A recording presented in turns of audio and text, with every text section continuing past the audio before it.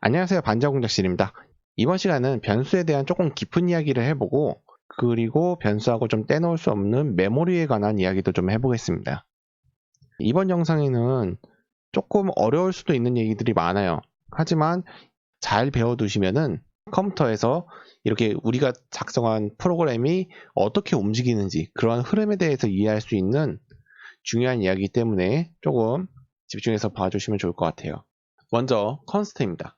컨스트는 저희가 이렇게 변수를 만들죠. 변수형, 변수명, 초기값 이렇게 넣어주는데요. 컨스트를 붙이게 되면은 변수가 아니라 상수가 되게 됩니다. 한번 확인해 볼게요. 업로드. 이번 시간에는 이렇게 변수 앞에 어떤 게 붙느냐에 따라서 이 변수의 움직임이 전혀 달라질 수 있기 때문에 그런 거를 좀 눈여겨서 봐주시면 좋아요. 시리얼 모니터 보게 되면 정상적으로 10이라고 뜨죠. 컨스트 인티저 b는 10이라고 해놨어요. 이쪽은 주석 처리가 되어 있으니까 해당이 안 되는 얘기고, 그 다음에 시리얼 프린트 ln으로 b의 값, 즉 10을 출력을 했습니다. while로 묶여 있으니까 한 번밖에 출력이 안 되는 거죠. 그럼 여기서 한번 b의 값을 바꿔볼게요. b는 20으로. 근데 아까 이야기했었죠. 컨스트는 변수를 상수로 바꿔줍니다. 상수는 변하지 않는 숫자예요. 그래서 이것을 업로드를 누르게 되면은 오류가 나오죠. read only, 읽기만 가능합니다. 뭐 그런 뜻이니까요.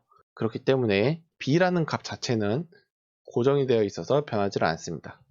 그리고 integer a는 5 이렇게 했어요. a는 a 더하기 b 이런 식으로 불러다 쓸 때는 전혀 문제가 없습니다. a 더하기 b 하면은 15겠죠? 시리얼 모니터 15가 뜨죠? 근데 이쪽에 b가 들어가게 되면은 물론 오류가 뜨겠죠. 이런 식으로 컨스트가 붙게 되면은 값이 변하지 않습니다. 상수로 고정이 되어 버려요. 그 다음에 unsigned입니다. unsigned는 부호가 없는 이라는 뜻이에요. 그리고 저희가 일반적으로 인티저 이렇게 적어주는데요. 사실 이 앞에는 signed라는 게 들어가 있는 거랑 마찬가지예요. signed, 부호가 있는, unsigned, 부호가 없는. 부호가 있는 거는 이렇게 음수가 들어갈 수 있어요. 다시 일반적인 인티저형은 마이너스 32,768에서 플러스 32,767까지 쓸 수 있습니다. 계산기에서 보시면은 하나 둘셋넷 하나 둘셋넷 하나 둘셋넷 하나 둘셋넷 하면은 65,535가 뜨죠. 그 다음에 이거를 나누기 2 해서 32,767이 뜹니다. 지금 최대값을 한번 출력을 해보겠습니다. 정상적으로 떴죠. 65,535, 65,535, 마이너스 32,768, 마이너스 32,768. 그럼 이 이상의 값을 넣어주면 어떻게 될까요? 이상의 값. 예를 들어서 65,536, 음수로도 마이너스 32,769. 이렇게 값을 넣어주게 되면은 일단 오류는 안 뜹니다. 오류는 안 뜨고 시리얼 모니터로 보면은 0이 뜨죠. 그리고 이쪽도 음수였던 게 양수로 뜹니다. 이러한 현상이 발생이 되는 것을 오버플로우라고 해요. 지금 인티저형의 최소는 마이너스 32,768, 양수로는 32,767입니다. 하지만 저희가 입력했던 값은 마이너스 32,769, 이거보다 더 작기 때문에 반대로 돌아서 최대값이 뜨는 거예요. 마찬가지죠. 언사인드 형도. 언사인드 형도 최대값인 65,536, 즉 최대값을 초과했기 때문에 반대로 최소값인 0이 뜨는 겁니다. 그럼 이것도 반대로 마이너스 1을 넣어주게 되면은 65,535 최대값이 뜨죠. 이렇게 여러가지 변수형들인데요. 그 변수형들마다 최소값, 최대값이 정해져 있어요. 그렇기 때문에 그 범위를 초과하게 되면 이러한 오버플로우 현상이 일어나고 아두이노의 움직임이 전혀 달라질 수 있습니다. 그렇기 때문에 범위를 제가 정확하게 뭐 외우고 다니세요라고는 안 하지만 최소한 이 정도는 된다라고는 알아두셔야 되는 게 이런 점 때문에 그래요. 그 다음에 스택입니다. 스택은 일단 업로드를 하고 직접 보시죠. st1은 1이 한 번, 두 번, 세 번, 네 번, 다섯 번 떴어요. 그 다음에 st2는 1, 2, 3, 4, 5가 떴습니다. 이쪽에 코드를 한번 보시죠. 일단 st1, st2 각각 포문으로 5번씩 돌렸어요. 지금 가로가 안 쳐져 있으면 조금 보기 어려우니까 이렇게 좀 가로를 쳐서 확실히 좀 나눠 놓을게요. 포문은 총 5번 돕니다. 그래서 이 st1을 보시면은 int a는 0, a의 값에 1을 증가시켜서 a를 출력을 해라. 지금 st1은 이 앞부분 이렇게 보기 편하게 만들어 놓은 거고요. 이런 식으로 해서 출력을 해보면은 1, 1, 1, 1, 1이 뜹니다. 그도 그럴 것이 인티저 a죠. a는 0이에요. 맨 처음에 포문에서 들어왔어요. 들어왔는데 a는 0이래요. 그 다음에 a에다가 1을 증가시켜서 1이 출력이 됐어요. 그 다음에 다시 나와서 포문으로 묶여 있으니까 다시 한번 위로 가서 한 번 더 실행이 됩니다. 근데 또 들어왔는데 a는 0이래요. 그러니까 다시 한번 0 더하기 1에서 1, 이것을 5번 반복한 게 이쪽이 되는 거죠. 그런데 이 아래쪽 거 보시면은 앞에 스택이라는 게 붙었어요. 스택이 무엇인가 하면은 값이 사라지지 않게 해주는 것이 스택입니다. 이제 이 메모리에 대해서 좀 자세히 이야기를 해드릴게요. 저희가 함수를 이렇게 만들죠. st1, st2라는 함수를 만들었어요. 저희가 인티저 a라는 게 있는데 메모리 영역을 보시면은 이 인티저 a가 선언이 되는 이 순간 메모리 영역에 a라는 공간이 생깁니다. 그리고 처리를 해요. a에다 1을 더해가지고 출력까지 했어요. 그리고 나오게 되면은 이 함수를 나오게 되면은 지워집니다. 그 다음에 다시 들어왔을 때 이 a라는 영역이 또 다른 곳에 이렇게 생겼어요. 그리고 0으로 초기화가 됐고요. 그래서 여기서 다시 1이 들어가고 함수를 나오게 되면은 또 지워지고 이런 식으로 반복이 되어 있습니다. 그렇기 때문에 계속 초기화가 진행이 되는 거고요. 그러면은 이 스택은 뭐냐? 스택으로 선언된 변수는 메모리 영역에 고정이 돼 버려요. 저희가 a라고 딱 고정이 돼 버려 가지고 스택에서 a를 증가시켰어요. 그 다음에 나왔습니다. 나와서 다시 한번 포문을 만나서 또 들어왔어요. 스택으로 선언이 되어 있기 때문에 이게 초기화가 되질 않고 a라는 곳에 저희가 이전에 1이라는 값이 들어 있었으면은 1 더하기 1에서 2가 되고요. 그러면은 다시 a는 2가 되는 거죠. 그리고 2가 출력이 되고 다시 들어왔을 때 여전히 메모리 영역이 그대로 남아있기 때문에 이쪽이 3, 4, 5 이런 식으로 값이 누적이 됩니다.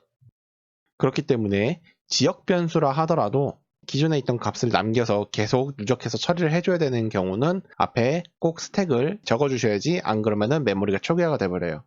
이번에는 볼레트에 대해서 알아보겠습니다. 먼저 코드에 대해서 간단히 설명해드리면은 이 unsigned long a라는 변수가 있습니다. 그리고 이것을 볼레트로 선언을 했어요. 그렇게 되면은 a는 0, a가 50만이 될 때까지 a를 증가시켜라. 포문으로 51만 번 돌게 됩니다. 상당히 많이 돌죠. 그리고 나서 a를 한번 출력을 해줍니다. 여기서 보시면은 시리얼 모니터 a, a, a가 약 1초 간격으로 이렇게 뜨게 되는데요. 이 1초 간격은 포문이 50만 번 도는데 걸리는 시간입니다. 그럼 여기서 볼레트를 한번 빼볼게요. 다시 업로드.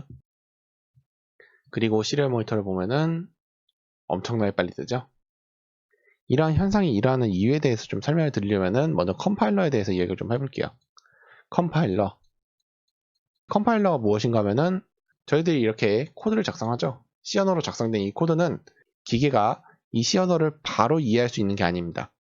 그래서 이러한 C 언어 같이 하이 레벨 랭귀지, 사람이 이해할 수 있는 C 언어를 기계가 이해할 수 있는 기계어라는 것으로 번역을 해줘야 돼요. 이러한 작업을 컴파일이라고 부르고요. 뭐 좀 비슷한 비유로 설명하면 번역 같은 거죠. C 언어를 기계가 이해할 수 있는 언어로 번역을 해준다. 이러한 컴파일 작업을 해주는 게 컴파일러라는 게 있습니다. 이 아두이노 스케치에도 들어가 있어요. 그런데 A라는 변수에 0에서 50만까지 일씩 증가하면서 반복이 될 뿐이지 그 어떤 처리가 되는 건 아니죠. 그래서 이 컴파일러가 판단하기에 이거 필요 없는 것 같으니까 최적화를 시켜야 되겠다. 그냥 건너뛰거나 아니면은 조금 간소화해서 작동을 시키면 되겠다라고 컴파일러가 혼자서 판단합니다. 그렇게 되면은 이렇게 볼레트가 없는 경우는 최적화가 돼서 작동을 하기 때문에 이렇게 빨리 뜨게 됩니다. 이 50만 번까지 카운트하는 게 없어지거나 또는 간소화가 되기 때문에 이렇게 빨리 뜨는 거예요. 하지만 볼레트가 들어갈 경우 이런 간소화나 최적화 작업을 못하고 정석대로 처리가 되도록 만들어지는 겁니다. 그래서 시리얼 모니터로 봤을 때 A 50만 번 다 돌고 그 다음에 A, 그래서 이렇게 1초 간격으로 뜨는 거예요. 왜 볼레트가 필요한지 좀 자세하게 이야기를 해드리겠습니다. 이 볼레트는 앞에서 이야기했다시피 컴파일러가 멋대로 최적화를 시켜버리는 걸 막아주는 거예요. 근데 멋대로 최적화가 되면 안 되는 경우, 예를 들어서 저희가 A라는 곳에다가 센서를 연결시켰어요. 근데 이 센서는 저희가 11, 10, 11, 10을 보내주면은 그때 작동을 시작을 해요. 이러한 값을 한 번, 두 번, 세 번, 네 번 넣어줘야지 센서가 작동을 하는 거예요. 만약 이러한 하드웨어가 연결이 되어 있는데 이것을 컴파일러 입장에서 봤을 때는 뭐 중간에 처리가 되는 게 아니라 그냥 값만 넣어주는 것 뿐이에요. 이것과 마찬가지인 거죠. A에다가 그냥 0 증가시켜서 1, 2, 3, 4 이렇게 값만 넣어주면 되는 아주 단순한 작업을 쓸데없이 반복하고 있다고 판단을 하고 있는 거예요. 근데 이것도 비슷한 경우죠. 그냥 11, 10, 11, 10만 넣어주면 되는 쓸데없는 반복으로 판단을 해서 중간 과정을 없애버릴 수가 있어요. 컴파일러가 마음대로. 그렇기 때문에 볼레트를 안 써주게 되면은 11하고 10 한 번밖에 들어가질 않습니다. 그래서 A에 연결되어 있는 센서는 작동을 안 하겠죠. 이렇게 일반적인 PC에서 프로그램 짤 때는 거의 쓸 일이 없지만 저희처럼 아두이노라든지 여러분들이 만약에 이쪽 펌웨어라든지 인베디드 쪽에 관심을 갖고 지속적으로 하게 되면은 이렇게 연결되어 있는 부품이 어떠한 신호를 줘야지 작동을 하는데 그 신호를 컴파일러가 멋대로 최적화를 시켜버리는 경우가 충분히 발생할 수 있습니다. 그럴 때 이렇게 볼레트형으로 꼭 정석대로 다 처리를 해줘라 라고 말을 해주는 거죠. 그 다음에 포인터에 관해서 좀 이야기 간략하게 드릴게요. 포인터는 정말 중요하기도 한데 이제 맨 처음에 이런 코딩을 한 사람들이 부딪히는 정말 큰 장벽 중에 하나인데요. 원래는 포인터만 가지고도 이야기를 하면 10분, 20분 정도는 이야기할 수 있을 만큼 그 양과 중요성이 상당히 높습니다. 근데 일단 이번 시간에서는 포인터가 무엇인지, 어떻게 쓰는지에 대해서만 좀 간략하게 이야기해 드릴게요. 먼저 변수를 3개 만들었어요. A, B, 그 다음에 포인터 변수. 포인터 변수는 뭐냐면은 이 앞에 별 표시가 붙어 있는 게 포인터 변수입니다. 이렇게 다른 변수들랑 비교를 해서 설명해 드릴게요. 저희가 A는 5라고 만들었었죠. 그러면은 이렇게 그릇이 있는데 이 그릇의 이름이 A입니다. 그리고 이 A에는 인티저, 정수형밖에 담을 수 없는 그릇이에요. 그래서 5가 들어있어요, 지금. B도 마찬가지입니다. B라는 그릇이 있는데 이 B에도 인티저형, 정수만 담을 수 있는데 숫자 10이 들어있습니다. 그리고 이것들이 메모리 영역에 들어있어요. 근데 이제 메모리 영역을 이렇게 나눠 놨을 때 여기가 101, 102, 103 이렇게 메모리 주소가 다 있죠. 201, 202, 203 그리고 포인터 변수를 하나 만들었습니다. 포인터 변수를 이렇게 만들었어요. PT를 이렇게 만들고 이 PT 안에 현재는 아무것도 안 들어있죠. 그리고 나서 이제 셋업으로 넘어가 있습니다. 이 PT 지금 여기 있죠. 이 PT에다가 AND A가 들어갔어요. 여기서 얘기하는 AND가 무엇인가 하면은 주소값을 이야기합니다. A의 주소값. 그래서 A의 주소값이 201이죠. 201이라는 주소를 넣어줬어요. 그 다음에 B에는 PT의 내용물, 지금 포인트 PT라고 적혀있죠. 포인트 PT 내용물을 넣어줬습니다. PT 자체의 내용물은 201이지만 포인트 PT의 내용물, 즉 201에 들어있는 2015실에 들어있는 A5, 즉 여기가 5가 되는 거예요. 그 다음에 포인트 PT 하면은 PT에 들어있는 주소가 아니라 아까 이야기했다시피 포인트 PT에 들어있는 것, 2015실에 들어있는 것 A의 값을 20으로 바꿔줬습니다. 그리고 이것들을 출력을 해보면은 A는 20, B는 5, 포인트 PT에 들어있는 값은 20 되는 거죠. 왜냐면은 포인트 PT에는 지금 이쪽 A의 주소값이 들어있기 때문에 이런 식으로 나타나게 되는 겁니다. 그럼 이걸 왜 쓰느냐? 그렇게 생각하실 수도 있는데요. 제가 예시를 하나 만들어 놨는데요. 이 예시를 한번 실제로 보시죠. 50이 뜨죠. 이 흐름에 대해서 좀 간략하게 설명해 드리면은 이쪽이 좀 헷갈리니까 이름을 바꾸죠. Q로 바꾸겠습니다. 함수가 하나 있습니다. 이 함수에는 인자값, 넣어주는 값이 있는데 넣어주는 값이 포인터형 주소를 받을 수 있어요. 주소를 받아가지고 그 주소에 있는 내용물에다가 50을 넣어라가 되는 겁니다. 그런데 여기서 보면은 A의 주소값을 넣어줬죠. A에 현재 5라는 값이 들어있어요. 그리고 A의 주소값, 이쪽에서 봤을 때 201이라는 값이 들어갔습니다. 그래서 201 주소에다가 50을 넣어라 하고 출력을 하게 되면은 A의 값이 50으로 바뀌어 있는 거죠. 원래 이제 이러한 처리를 할 때 저희가 하던 방식이 이제 리턴이 있었죠. void ptf가 아니라 뭐 인티저 ptf 해가지고 입력받는 값 처리 리턴 해가지고 출력 뭐 이런 식으로 처리해 줬었는데 이렇게 포인터를 쓰면 훨씬 더 간단하게 만들어 줄 수 있어요. 이 포인터만이 왜 중요한지에 대해서 조금 더 자세하게 설명해 드리면은 사실 보안하고도 관련이 되어 있습니다. 해킹이라든지 보안이라든지 할 때 다 이 포인터가 중요시 돼요. 예를 들어서 메모리가 이렇게 있어요.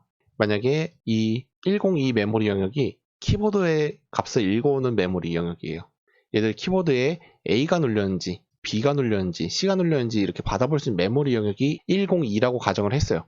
근데 해커가 여러분들 컴퓨터에다가 이 메모리 영역을 읽어와서 자기한테 보내라 하는 식으로 프로그램을 만든 거를 심어놨어요. 그렇게 되면은 해커는 여러분들이 키보드 자판을 어떤 걸 누르고 있는지 다 알 수 있는 거죠. 그렇기 때문에 그만큼 주소 그리고 이 주소를 다룰 수 있는 포인터 이 두 개가 중요한 겁니다. 오늘은 좀 변수에 관한 이야기하고 메모리에 관한 이야기를 좀 해봤어요. 한 번만 봐서는 사실 그렇게 이해하기가 쉽진 않을 겁니다. 특히 이 포인터 부분 같은 경우는 제 영상에서는 이렇게 좀 간략하게 다뤘지만 이제 수많은 영상들이 있어요. 그만큼 많은 사람들이 힘들어하고 어려워하는 부분들이니까 여러분들도 이런저런 영상 또는 자료를 찾아보면서 이 포인터에 대해서 조금 더 공부를 해두시면 좋을 것 같습니다. 이상 반자공작실이었습니다. 시청해주셔서 감사합니다.